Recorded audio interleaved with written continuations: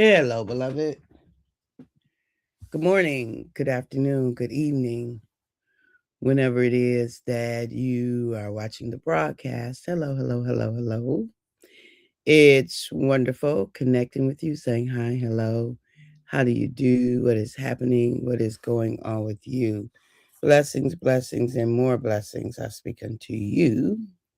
For those who will be live, yes, yes, yes, let's do it. For those who will hashtag and replay, I love it. For those who will be on and I don't know you on and I might not never know you on, I could appreciate that. And for those who will be used by God at some point down the road to encourage this girl, let's make it do what it do.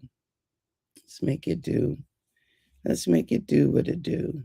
Um, let's make it do what it do. All right, so we are continuing on our conversation around the notion of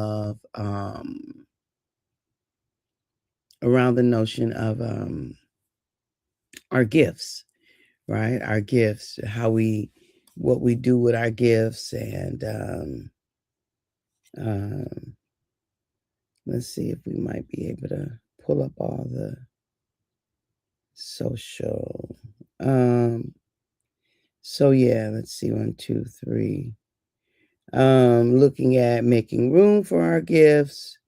We're looking at understanding the effects of our gifts. We are looking at complimenting our gifts. So it's one more. I'm missing one. What's the first one? The first one's just called your gifts. Your gifts. What are they? Making sure that that you flow in that. Making sure that you give yourself that gift. Give it to yourself first, right? And uh, so I invite you to align with your gifts. Good morning, Ray Price. Thank you for your prayers. Thank you, thank you, thank you. So I invite you to align therein, right, with the gifts. Align with the gifts um, to align and to complement. So you got to explore and look at all of the elements of your gifts, all of the possibilities, all of the nuances of your gift, right? It's important for you to do that, to do those things. Um and and to give yourself, right, to make yourself available for those, and to make yourself available for the awareness, the growth in it, the understanding, the skill building around it, because ultimately we want you to serve from your um, space of giftedness, right? We want you to serve your gifts to the universe. Serve the universe with your gifts, I think is a better way of saying it. Ultimately, that's what we want. We want you to serve the universe with your gifts, right? Serve the universe with your gifts. Um, that's what we want ultimately. Why are my things not showing up? Hey, Coop Coop, good morning. Oh, Coop, let me see, Coop. Are you on? Oh, Coop, you on another page. Um, on an old broadcast. Okay. Yeah, because I ain't got that on today. So, um, we want to be able to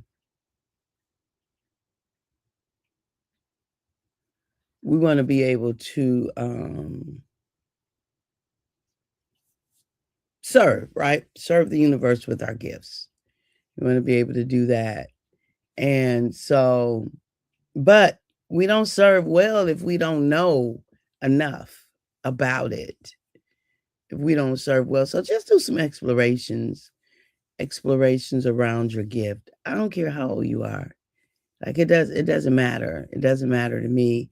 Um, ha, um, Creating spaces for, for having life-giving conversations, right? Is one of my gifts. Is just, you know, finding out ways to communicate with one another, to share information in a life-giving manner, right? I'm never going to be the person who scream and holler and demand that people see it the way that I see it. And the freer I get, the less that even matters. Do you know? When I was younger, it mattered a whole lot more than it matters now. We all got our own lived experience.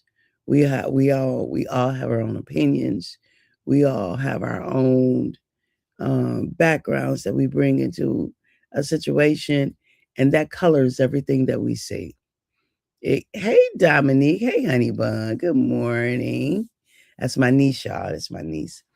And so when I think about it in those terms, then I can't have a huge concern about it, right? I can't have a huge concern, um, and let things rob me of my peace and let things rob me of my place. Like I can't do that because what I know, the older I get, the things that used to really be an issue, like something that's so silly to me now, but I understand. I was young, I thought it mattered. We used to say, they better keep my name out their mouth. Like, really? It doesn't matter. It doesn't matter. Like, really, other people's opinion of me, it ain't none of my business. And if it's my business, meaning that it matters, it's going to come to me, right? And we'll be able to have a conversation and work through the misconception. Because it will be it'll be a mistake on my part. It'll be a misconception on their part or a mistake on my part or a combination of both. And we can have a life-giving conversation about it. Work it out. Or not, because everybody gets to choose. I'm going to try to work it out. Right? But I'm not going to try to use force, screaming and hollering at people, force, being aggressive, being passive aggressive, force, ultimatums and demands, force. No, I'm going to have a life-giving conversation, and I'm going to invite folk to a situation. I'm saying this very calmly. I'm not always calm on the inside. I'm probably going to present calm on the outside, though, because I know the presentation of aggression, that's reserved for real special situations. There are times when it's necessary, like when there's threat, a real threat, not perceived threat. A lot of times we respond to what we perceive, like our body, our mind experiences it as threat. It's just somebody running off at the mouth. It's just somebody who's in fear and they cutting up in front of you. That's not a threat. Now, if they move in a way that's a threat, right? There's a potential for bodily harm. Yeah. So I'm not into harm. I'm not into bodily harm, psychological harm, emotional harm, spiritual harm. I'm not into harm. I'm gonna move myself out the way from harm. I'm the person who will walk away. I am her. I will. Like, oh well, she was a chicken. She walked away.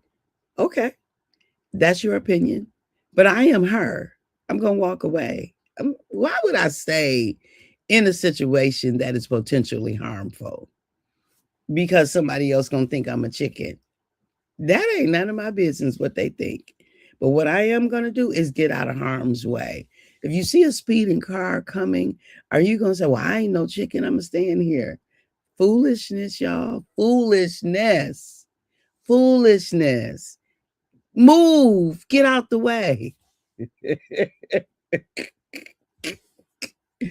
Use some wisdom. Get out the way.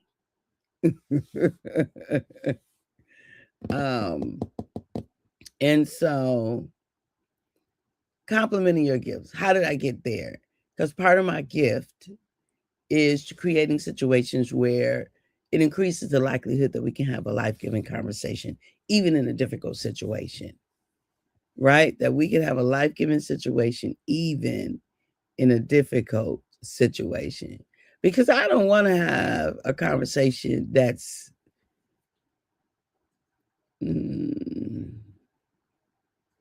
cost me to have it. You walk away from the conversation and you have given up so much, right? So much was taken from you, or you've given up so much. I don't know if it was taken, you gave it. So what complements your gift? Inner peace complements my gift. Knowledge complements my gift. Love complements my gift.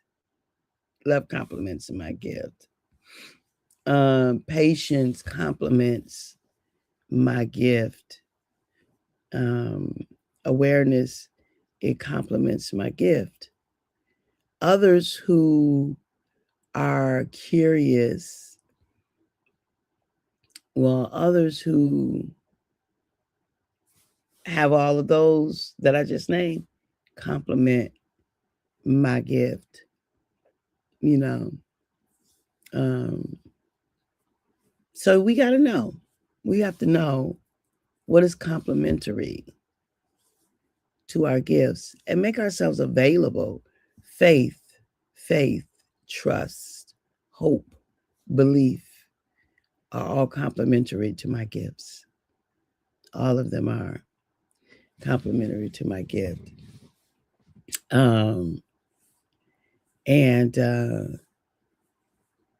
It's interesting. So when you think about it, there are things that are not complementary, but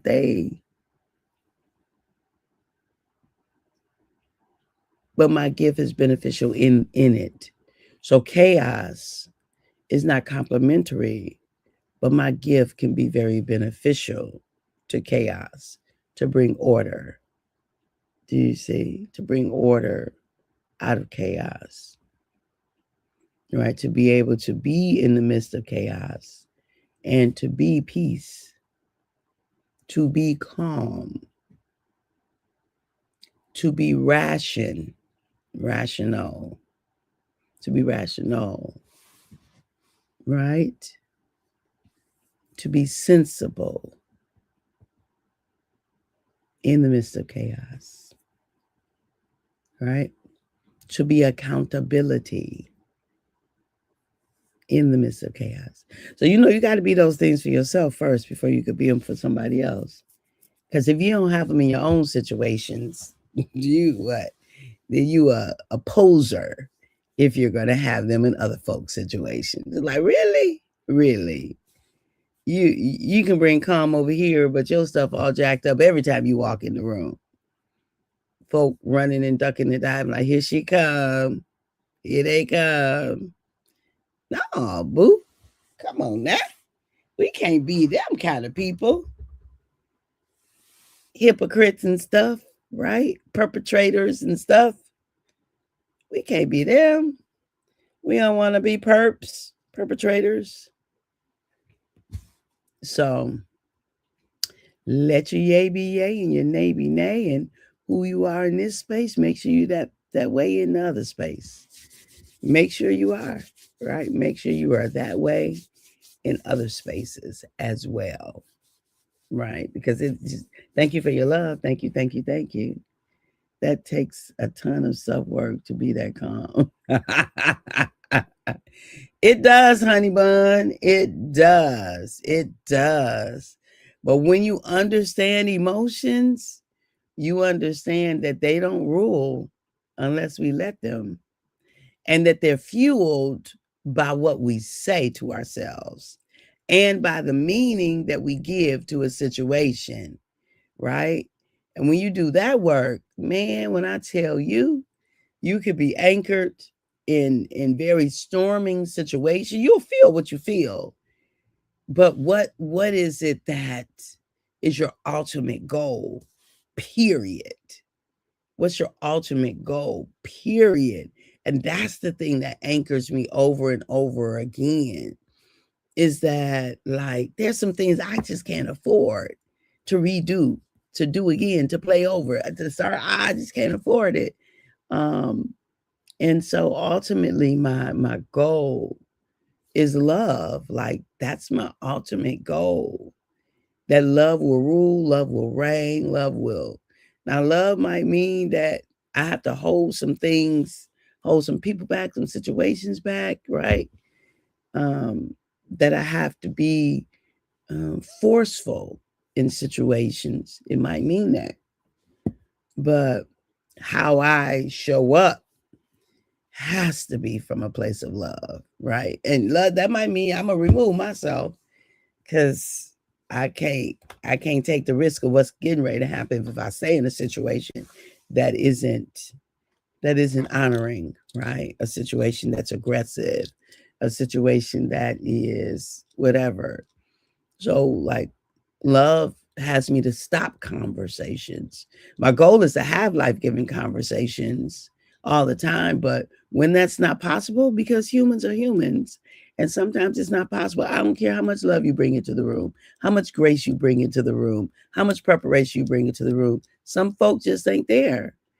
And if they ain't there and don't want to be there, because I can help to get you there if you want to. But if you don't want to, who need to pack up their stuff and go? Because I won't cross over. I won't cross over. I've made a commitment to myself. There's certain ways I'm not showing up in life, right? Unless this thing is life or death. I mean physical life or death, right? I mean physical. If it's physical life or death, we can throw down, because I'm going to get to safety, and I'm going to get all the people with me to safety to the best of my ability. So we going to do what we need to do when it's life or death. Right. Peace is a non-negotiable. Absolutely. I love the way you said it. It's a non-negotiable. Like, I ain't giving up my peace for folk. I ain't giving it up. Right. But I have to be at peace in me first. I have to be at peace in me. And when we live in a place of peace, we get the preciousness of it.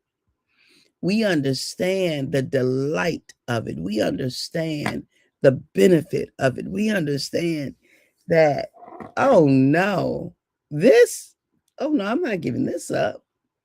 So I'll have the necessary conversation to restore peace if possible. I'll stop conversations to maintain peace. It's possible. That's always possible for me to stop a conversation. But I'm not one of those who are going to stop it preemptively.